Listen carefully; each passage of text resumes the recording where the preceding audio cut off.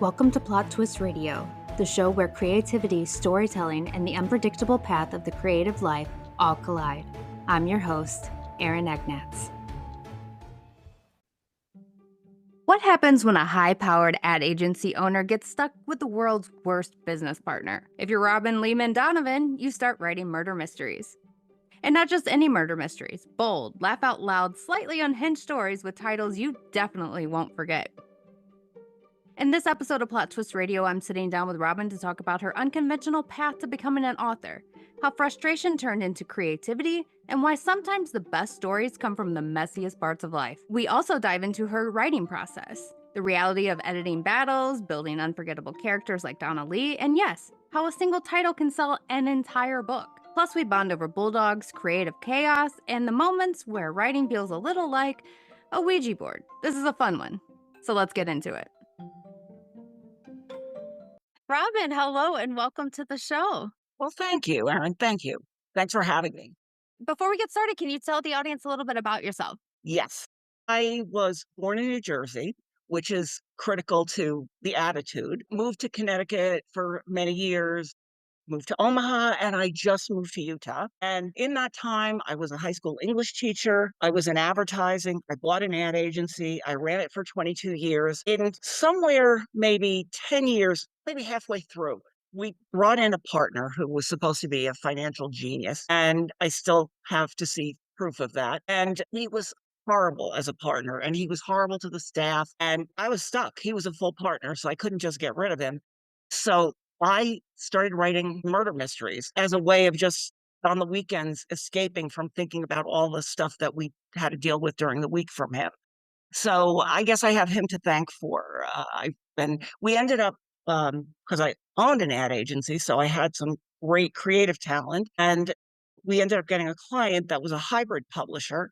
And I actually had first wanted to publish a story about how we bought the agency because there was a lot of drama and I thought it would be actually a great movie. I started writing it. It was so painful. I hated writing it. And I brought it to this new client of mine and said, look, before I go any further, I'm afraid that if I do publish this, I'll get sued. So he said, these are stories about people behaving badly during the sale of a company. I said, uh-huh.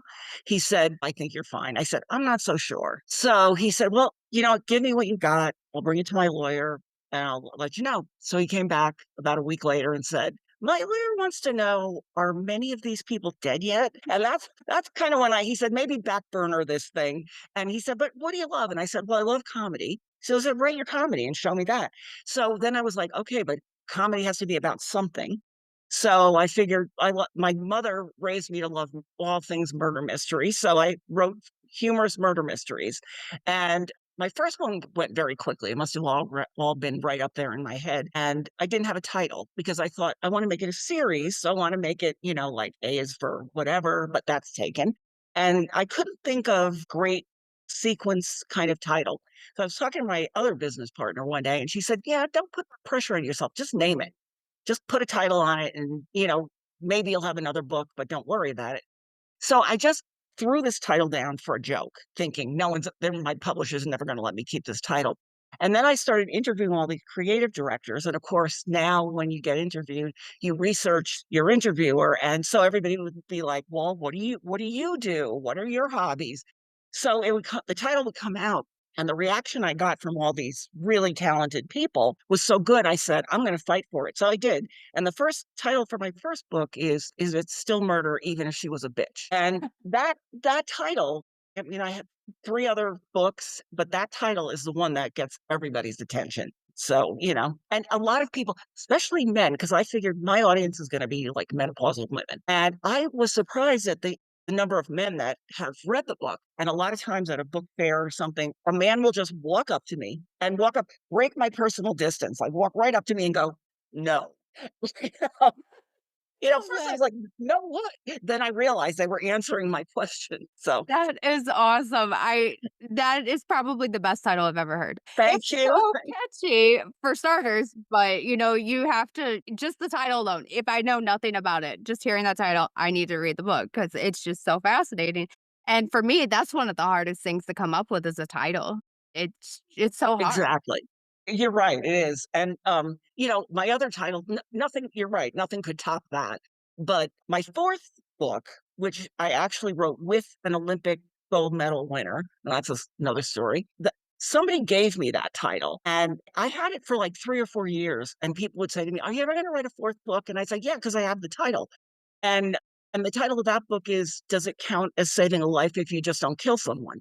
And so, but so now people are like, "Well, what about a 5th book?" And I'm like, "First the title," and I don't have it yet. So That much work goes into it. Yeah, Yeah, that's a lot. You would be surprised at how much goes into a book. Editing, there's outlines, there's 4 or 5, 6 drafts.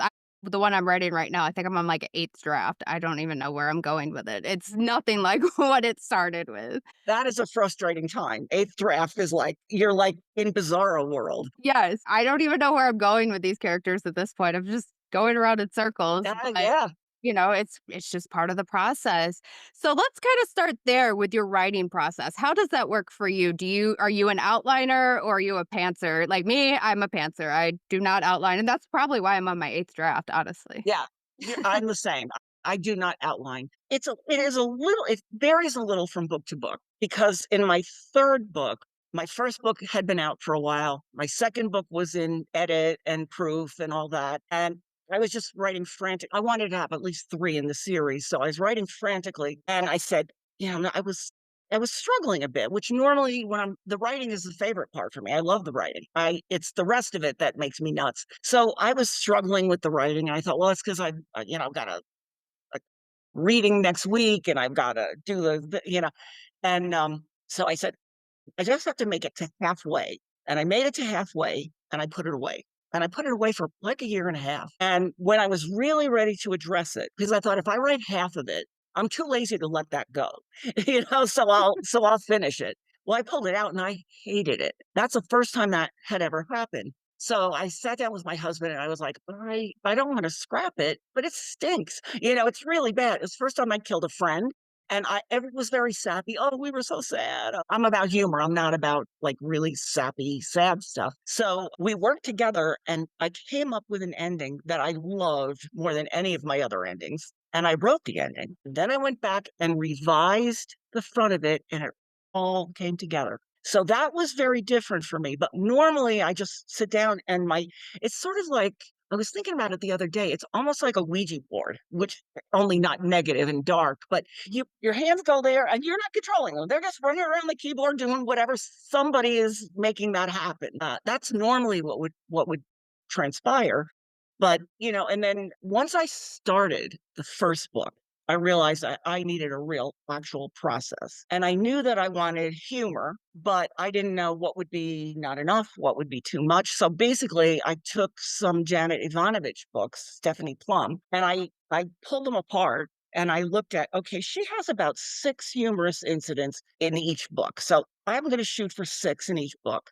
And I'm gonna shoot for, trying to have them sort of evenly placed. So because, a lot of the murder mysteries, they just get so repetitive. And I didn't know this. So now I know this. "Oh, wait a minute, I didn't know this. So now I know. And so for me, rather than go to repetition, I go to humor and kind of break it up a little bit. So then I also got to the point where I said, I have to write the book in 4 pieces because if I don't do that, I will have the ending done in the 1st quarter. That makes for a very short book. So I gave myself a rule that I could not start the ending until I was in the 4th quarter of the book. And that's kind of basically simply how I went about the whole thing then, and I took a lot of notes. I took notes of what chapter people were introduced in, what their names were, that so I could go back quickly and 'cause it's amazing. You wrote it and then you forget it. You're like, "When did I bring him in? I think it was chapter 5. No, it was chapter 2." So you have to know that or you're messing yourself up constantly. That makes it really hard. But the very first speaking engagement I had when my 1st book was out was at a library, and the topic was process of writing a book. So I thought, okay, well, I can share my process. And I shared my process. And there was one guy there. There's always one guy in a group where he was asking great questions. He was attentive. He was wonderful. And at the end, he said, "I'm an engineer." And that's the same process we use when we develop a new product. And I thought, wow, that that one comment kind of legitimized what I did. So, so I felt really good about that. And I did have one woman in that thing who caught me off guard and she almost took me out. I should have kind of known she was very much an earth mother. She had long gray hair down her back. She had the long flowing flower skirt. And one of the things that I do, especially in my first book, is I try to validate women in all shapes and sizes. So, I make the comment that, this woman, maybe she was 30 pounds overweight, but she was still the hottest woman in the room, kind of thing. And I felt good about myself that because I believe that can be the case. And I got on that subject, and she stood up and said, "Why do you think anybody needs makeup? Why do you think anybody?"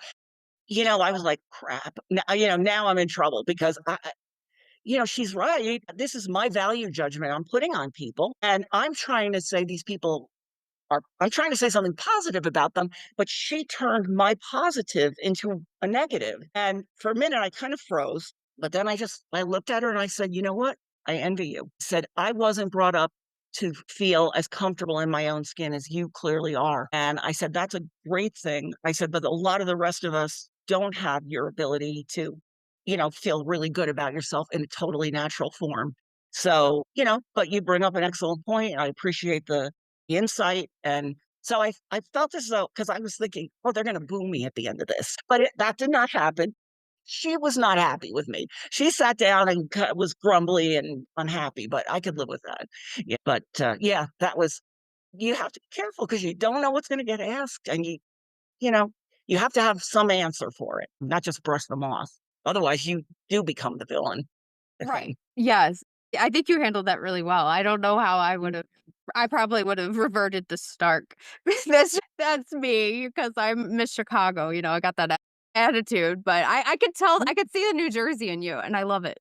New Jersey is one of my favorite places. I love it. I belong there. When I'm driving, I feel like I'm with my people there. So I Oh, could see yeah. that in you. Critical part of the whole brand. Absolutely, absolutely.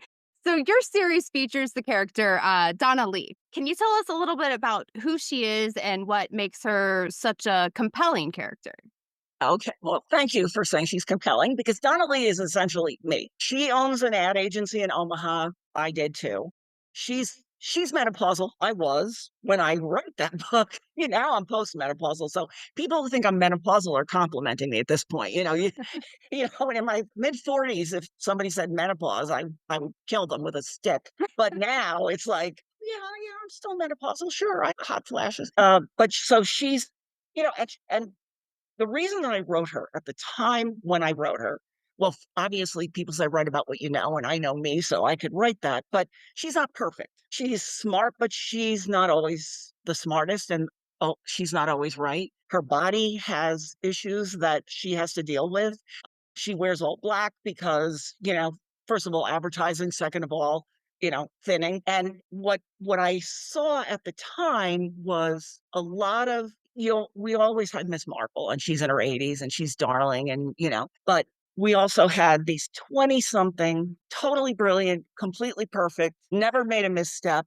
And I thought, what about the in between there? There wasn't very much in between. Since then, I think a lot of people have picked up on it, and I'm not saying that I was the leader, but we could say that if we wanted to. But there wasn't really a lot for an average woman in middle age to aspire to, because nobody aspires to be 80-year-old Miss Marple, and we're already past the 20. We aren't perfect and brilliant. We already know that. But anybody could be Donna Lee. Anybody with a little bit of smarts and a little bit of gumption and as you work with her through the crimes, you see she pretty much does nothing, but she gets a lot of credit for it, and she's humble enough to say, I really didn't do anything, but that people want to give her the credit. And I have found in business that was often the case where I could work really, really, really hard on a project and it would go beautifully and I would be thrilled. There wasn't really much of a ripple about it. But I would make one quick phone call. I'd luck out on something. People would be like, oh my God, no one can do what you do. And I'd be like, I actually didn't do anything, and it'd be like, no, what you did was brilliant. I'd be like, after a while, you're like, "Okay." So Yeah, that's kinda who Donna is, in the scheme of things. very cool. The I like one her. Thank you. One of the other things that is about Donna that you see right up front in the first book is that maybe she may be a good person, but she's not like a saint. And so right from the beginning, the reason she wants to help the police solve that first murder is because she worked with that woman and she can't stand her. And she's worried that they'll know that these two women really had problems and they'll come after her. And so that's really true in the first book. It's true in the second book. In the third book, I took a little bit of a twist and killed a friend and a client. And in the fourth book, the guy who died was a guy I never met. So I try to change it around because years ago, before the first book was out, I was talking to. There used to be a mystery bookstore in Omaha, and this woman that owned it, Kate Burkell, she's such a character. And I talked to her, and the first time I talked to her, I said, I have a book coming out. She's like, if I had a quarter for every independent publisher that didn't, you'll be lucky if that book comes out. I'm like, the book is coming out. It's almost out. And she's like, if I had a quarter for, and then I said something like, well, all right, let me just explain that it's a murder mystery, but it's kind of, like a Janet Ivanovich humor. She's like, Ivanovich. It only took her 4 books to get formulaic. So that stuck with me that don't get formulaic. It made life harder, but I think it gave me more diversity in the different things that I was writing about. You know, it's interesting the different places that you learn from. Oh, yeah. So, has Donna or any of your characters ever surprised you or taken the story in an unexpected direction that you didn't see coming? That's a good question. Yes, I would say Donna has. Well, I would say the plot has, and Donna has had a role with it. I would say the character that is the most predictably unpredictable is Clovis. And Clovis, I put her in the first book as a sort of filler, and she turned out to be one of my favorite characters. And it's interesting because she is patterned after. I mean, everything in the book is fiction, but except for one thing, she's patterned after um, a real person who has moved away from where I am, but I still see glimpses of her on social media, and she was wow. And it was interesting because with both, the murder victim is patterned after somebody that I worked with, even though it's not that direct person, because as the literary lawyer explained to me, you can't just make up people. You have to take it from things you've seen. But it was interesting because I had to edit the first book because people were reading it before it came out and getting mad at me because they said, we know this murder victim, she's a friend. And they were mad. People were that worked for me were mad at me. And I said, I'm going to edit it, not because I care about that, but because the book isn't about her. The book is about my book. And so I did go in and make edits so they weren't as identifiable. And then one of my first editors wrote and said, neither of these characters is believable humans. But it was interesting because my first book was edited all by academicians, and I live in the world of creative and advertising, and the two do not mix. So I had 5 editors of that first book, and man, they beat me down. I mean, and I would call my publisher and I'd be like, "Hey, why are they doing this?" She would like, "Calm down. It's just a suggestion. You don't have to take it." One actually said she went into the restaurant and ordered a Coke. You can't say Coke. You have to say Coca-Cola. You know, that kind of stuff. So but they all had, a varied approach, and I would say they all added something to it, and I certainly learned from, while it was happening. I used to say the funniest thing is not the book itself, it's me getting the edited manuscript, reading through it, and having a monologue of yelling at the editors when they're not there. Oh, yeah. To do that. No. That's the worst part for me is the editing because I know not to take it personally, but I still take it personally. Absolutely, absolutely. But I mean, I prided myself on the fact that my big fear about the editing was that they'd be like, "These 4 chapters have to go," and that never happened. But, the things that did help me were, like, you're in a restaurant. I don't know what it looks like. Okay, I can write something about that. It won't be too boring if, that kind of thing.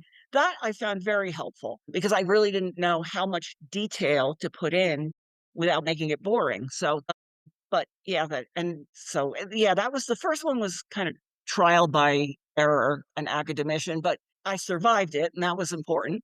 And after that, it did get easier because my publisher got some regular staff that knew literature, so that made it made it much easier, the editing. Yeah, Mhm. absolutely. A good editor can make or break you. They really Absolutely. Yeah, you're not kidding. One editor, it was funny because I said to my publisher, she is really nitpicky about some weird stuff, but it's like she quit halfway through and didn't write anything. And I think that's what happened. I think she gave up on me, but one of her comments was, I have a character who's from the South, and I worked with him, and if you would say, "What are you doing for lunch?" "I'm going over to," that he had a little bit of a Southern accent. So I would write when he would answer and say, I would put like AHM. I'm going, she went nuts. "I'm from the South. You have insulted all of us. How don't you ever put an accent in?" It's like, don't put an accent in what you're writing. Come right. on. Yeah. Yeah, that's a little crazy. I'm originally from Georgia. I used to have the biggest twang in the world before I moved to No Chicago. kidding. Yeah, and I think that that's funny. I think that that helps me get into the character if I'm reading about their accents, Thank you. I agree with you. and And then it's a not different offensive. thank you, because oh my God, I've offended the South. You know? But another editor said about another character because he was supposed to be like a hick. And so I started out, giving him not the best grammar. And the comment he wrote was, "Yes, I see where you're going with this. He's a hick." For the first three sentences, and then he becomes a Harvard educated professor. And I lost the accent. So obviously I had to go back in and rewrite that. That's hard to do, though. It's hard to maintain It all the was hard. characters' personalities. That can be really, really tricky. That was, I think, I didn't do a lot of accents, but trying to do any accents was, for me, was the hardest thing. Definitely. Absolutely. Yeah, for Yeah. sure. So I have to ask, you have French bulldogs. I have an English bulldog, so Oh, I I love had bulldogs. one. It's you. Yeah, They're wonderful animals, and they they are. are so quirky, so quirky. Absolutely. They Did they are. did they ever end up in any of your books? All of my books have mention of my different dogs. And I think the first book I had Roxy, my English bulldog. I had couple of Old English, one English, and then I ended up with French bulldogs because I said to my husband, "We're getting older and we've got to be able to pick these dogs up if they have to go to the vet." That's really the reason we did it. So yeah, so now we have French bulldogs. But yes, so the latest book, the one with the Swiss Olympic downhill skier, it starts out in Omaha, and we do a whole thing. I do a whole thing where we're in a restaurant, and Ellie, our youngest bulldog, is performing for the audience in the park. She gathers a crowd, and the police end up getting called. But they're all somewhere in the book. I come home and I'm playing with them at one point, or not a big part, but all of my bulldogs have been in the books and they've all been mentioned. And it's very obvious from the books, if as you read them, that I'm a big dog person. Gotcha. I love it. I love it. I love my dogs. Love a menagerie. I have dogs, cats. I even have a bearded dragon. I have everyone. So I'm trying Oh, to get well, them all those are into my very story. cool. Yes. Absolutely. Well, we haven't been well, our Frank, who's our older English bulldog, he doesn't get along with any other creatures. So we almost didn't think we would be able to bring Ellie in. I mean, we brought him in when he was a baby, and we had Roxy, the English bulldog, and Sadie, the old English bulldog. They were his big sisters. But once they were gone, he was a lone guy. And one of the reasons why I wanted to bring another one in was obviously for companionship, but because I realized he started pushing us around, and he still does. But, you know, all the bulldogs did that. I mean, I would be sitting on the couch at night watching a movie, and they come over and they look at you, and that look means move. I want to sit there. Yes. And I would be like, "No, I'm not moving." And then they start their, or, Mhm. I mean, if they want to sit there, they're going to make you move. And Frank was doing that about everything. This is what I want. This is what you're going to do. And I was like, we got to get somebody in to, break it up. And oh, Ellie was the perfect choice because she is a wild thing. That's great. Yeah, mine does that too. His name's Gino, and especially with my kids, he'll move them out of wherever they're sitting. Move, it's my spot. And then he Right? Yeah. flips over and goes to sleep. Oh, yeah. Well, the funny thing is Frank, he is the king. He was the king, but Ellie beats the crap out of him. I mean, she doesn't draw blood, but, we have a thing we call sanctuary, where if we're sitting down and Frank jumps up on us, that means she's gone too far, and we have to stop her because he can't take anymore. And now Funny. she knows that word sanctuary. She's like, you could see her. She's coming over, and you're like, "Sanctuary." She's like, "Damn." I love that. They have such personalities. I love. Absolutely, absolutely. Where can the listeners find you? I'm on Amazon and I have a website. It's RL Donovan, DONOVAN.com. So but it's all on Amazon. You can look under Donna Lee Mysteries or each of the titles separately. Perfect. And I will make sure those are in the show notes. Yeah. If there's one takeaway from this episode, it's this: you don't need a perfect plan to create something great. You just need to start. Whether she's writing by instinct, navigating 8 drafts, okay, that's me, or turning real life chaos into comedy, Robin proves that storytelling doesn't have to be polished to be powerful. It just has to be honest. And let's be real, if your book title can stop someone in their tracks, you're already winning. If you want to check out Robin's books, including The Unforgettable, Is It Still Murder, Even If She Was a Bitch? I've linked everything in the show notes so you can dive in. And if you love this episode, don't forget to follow Plot Twist Radio, leave a review, and share it with someone who appreciates a little humor with their mystery. Until next time, keep writing, keep questioning, and remember, sometimes the biggest plot twist is the one you never saw coming.